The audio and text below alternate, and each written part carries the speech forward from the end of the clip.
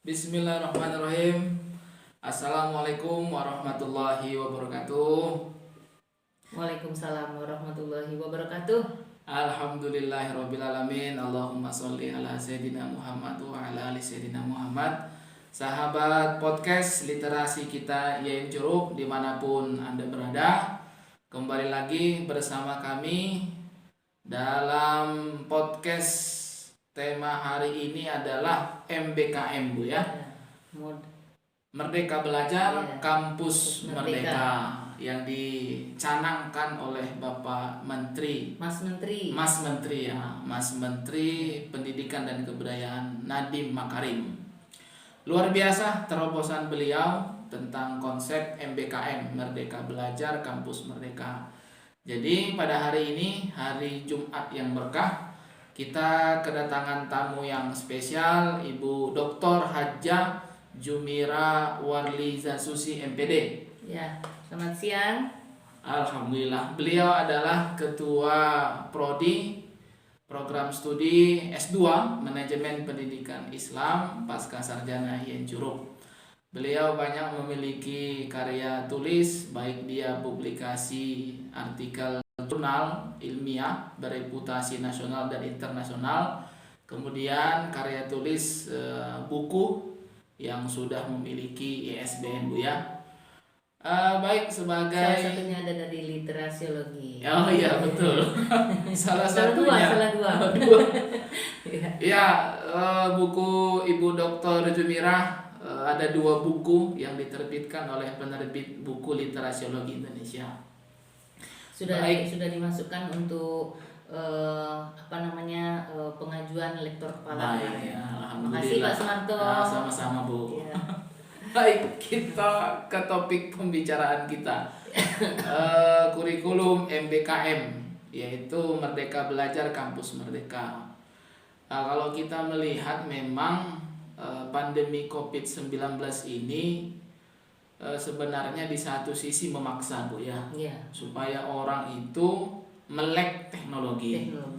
Belajar teknologi. Dan kenyataannya memang sekarang itu mahasiswa dan dosen berpacu mengeksplor terkait dengan teknologi ini, sehingga bisa dimanfaatkan keterampilan dalam menggunakan teknologi, Bu, ya. Baik dalam mengajar maupun dalam kegiatan webinar informasi. Jadi memang MBKM ini sangat tepat sekali sebenarnya. Kalau kita berbicara tentang kuliah online, kemudian kegiatan webinar. Jadi konsep Merdeka Belajar Kampus Merdeka dari aspek teknologi informasi sangat mumpuni. Kemudian MBKM juga berpotensi sangat besar bagaimana setiap kampus itu berkolaborasi, tidak hanya secara nasional maupun mendunia. Baik, kita langsung mohonkan pemaparan dari Ibu Dr. Jumira tentang bagaimana sih konsep kurikulum MBKM ini menurut Ibu Dr. Jumira. Kami persilahkan, Bu. Terima kasih Bapak Dr. Sumarto.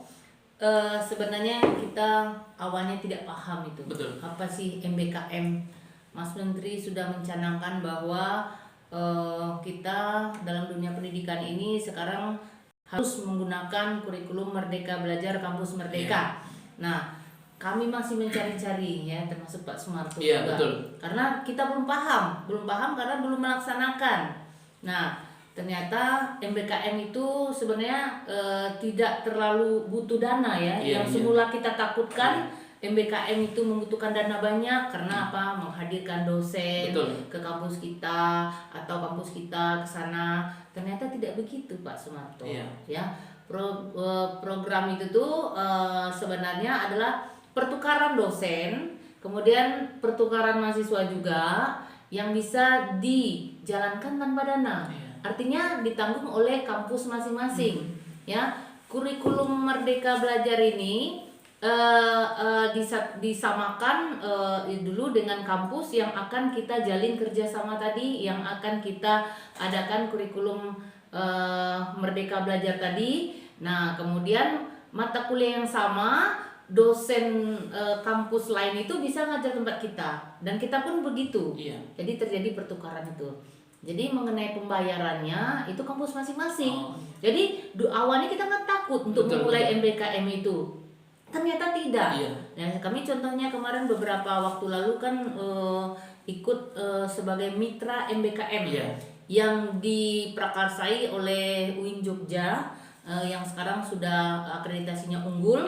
Nah, di sana ada 30 petekin yang menjalin MOE ya, MOE. Nah, MOU juga. Kemudian kampus mana saja di dalam 30 perguruan tinggi itu sudah bisa bermitra. Kita mau dengan siapa? Kalau S2 MPI waktu itu ya kami menjalin mitranya dengan S2 MPI UIN Jogja. Nah, mereka sudah 3 tahun melaksanakan itu.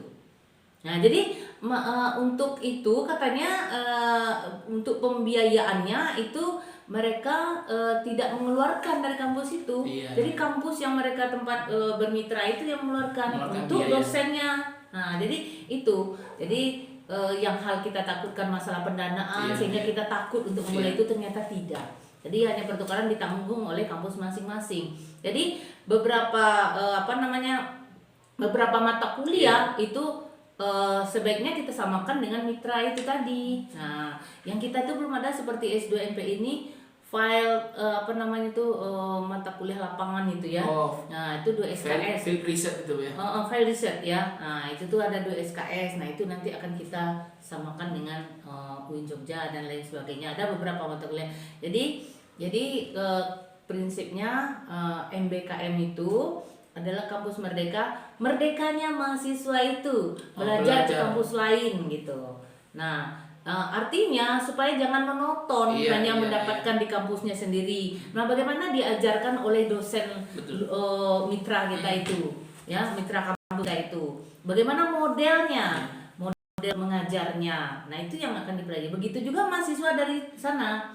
Tapi kalau untuk sebagai penguji, pembimbing itu sebenarnya bisa juga dilibatkan sih. Tapi kalau misalnya seperti UIN Jogja itu akreditasinya sudah unggul ya. Itu mungkin mereka akan menjadi pembimbing kita tetap ya. Tapi kalau kita jadikan pembimbing di sini ya mungkin agak dipilih-pilih mungkin ya. Barangkali karena mereka sudah berstatus unggul. Betul. Nah, itu. Jadi ada beberapa mata kuliah yang kira-kira sama, nah itu yang dienukan, yang di MBKM-kan. Nah, gitu Pak Sumarto. Baik, terima kasih Ibu Dr. Jumira. Ada beberapa poin penting yang bisa kita tangkap, sahabat podcast literasi kita yang Cerup. Yang pertama, MBKM itu sebenarnya dimulai dari MOU dan MOE, Bu ya. Harus ada dulu jalinan kerjasama. Kemudian yang kedua terkait mengenai biaya penyelenggaraan MBKM ini sebenarnya ditanggung oleh kampus masing-masing. Ya, jadi sehingga memang antara kampus itu ya saling menguntungkan sebenarnya, saling menguntungkan dalam aspek ya mahasiswa-mahasiswi kita mendapatkan ilmu pengetahuan dan pengalaman yang berbeda di kampus asalnya ketika dia kuliah atau belajar di kampus yang memang jadi mitra kita. Kemudian yang ketiga terkait mengenai MBKM ini dari segi aspek dosennya, mata kuliahnya harus dicari kesamaan dulu. Jadi mana yang kira-kira sama, nah itu yang dimitrakan. Jadi misalkan di YN Curup misalkan ada mata kuliah. Kalau sama semuanya ya dimitrakan semua. Mantap. Gitu. Jadi terkait kan mengenai yang kan memang kampusnya masing-masing. Betul. Gitu.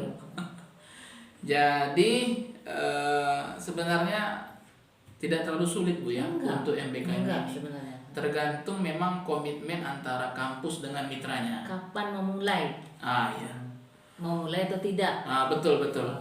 Jadi istilahnya instruksi dari Mas Menteri itu mau dilaksanakan atau tidak, tergantung kampus kita.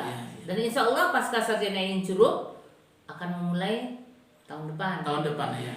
Jadi itulah kira-kira. Jadi seperti S2 PAI, S2 HKI, S2 BKPI juga bisa memulai dengan dicari mana yang ada prodinya. Betul. Gitu. Kalau BKPI itu yang ada di mana S2-nya kan? Ya silakan bermitra dengan itu. Kalau kami S2 MPI-nya ada di Win Jogja. Win Jogja punya S2 MPI, jadi kami bermitra dengan S2 MPI yang juga. Boleh juga bermitra dengan kampus lain yang ada S2-nya. Ya, misalnya Win Jambi kan ada tuh. Ada tuh S2 MPI-nya. Tapi kita kemarin S2 Win Jambi berangkat juga dan termasuk dalam 30 PTKIN tuh. Jadi kita bisa bermitra. Yang bermitra dengan Win Jogja itu ya?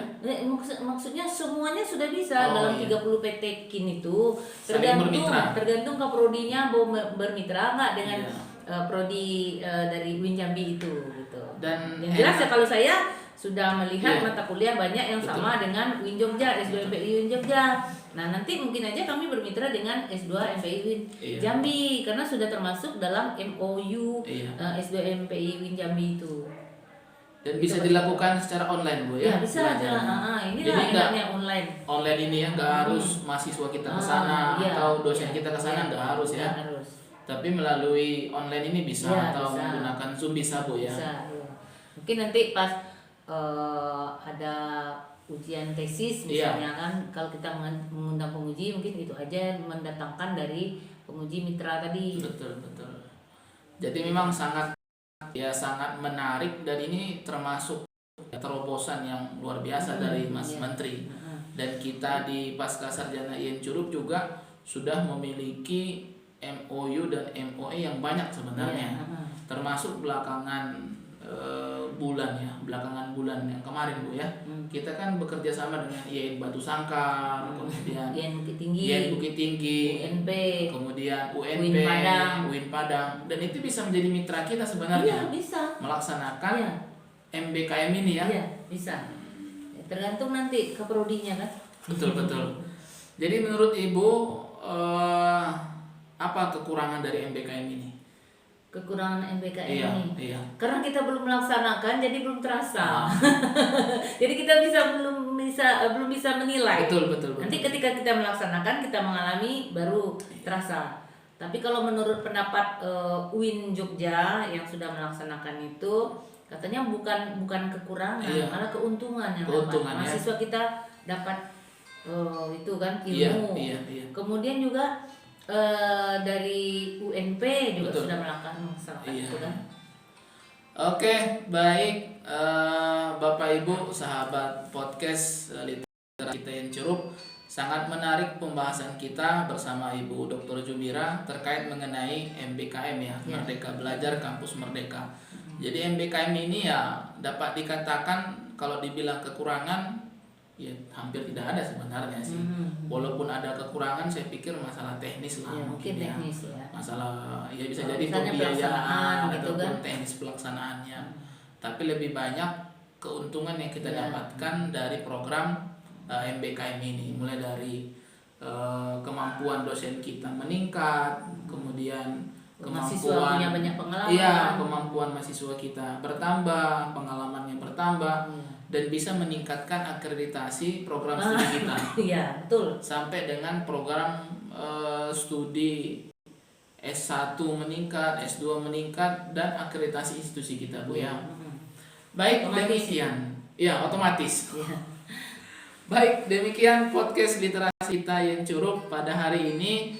Sahabat semua, sebagai penutup ada yang disampaikan lagi, Bu? Hanya ini saja, jangan ragu untuk memulai MBKM ini. Betul. Karena ini sebuah wawasan baru, pengalaman baru yang harus didapatkan dalam dunia pendidikan. Setuju.